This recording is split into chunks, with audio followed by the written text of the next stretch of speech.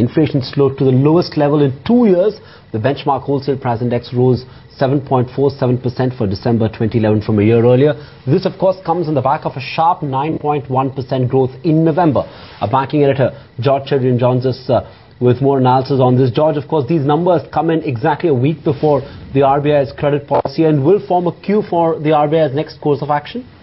Well, in some sense, yes, Sandeep, but the market's been running a little ahead of itself, expecting the RBI to do something by way of a rate cut, either a CRR cut or some sort of rate action on the 24th of January, but that's very unlikely to happen. Even if you've seen a very positive set of inflation numbers which has come off very sharply, we need to remember that this is almost entirely being driven because of a positive base effect that's working in favor of these numbers.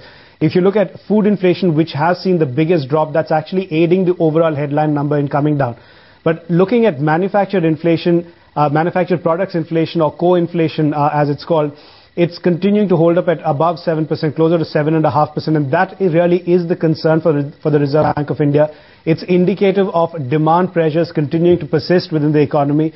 It's indicative of pricing power as far as the manufacturer is concerned. It's indicative of consumer power as far as the consumer is concerned.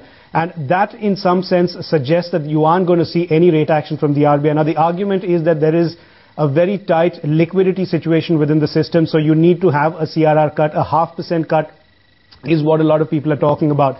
But you've had the RBI come out very recently. You had Subir Gokan say just about a week back that any sort of cut in the CRR is going to coincide with a decline in the rate cycle. So a CRR cut now should be expected only in tandem with the repo rate being cut. So CRR is a very unlikely rate action that you can see on the 24th of January. On the 24th, more likely it's going to be status quo from the RBI.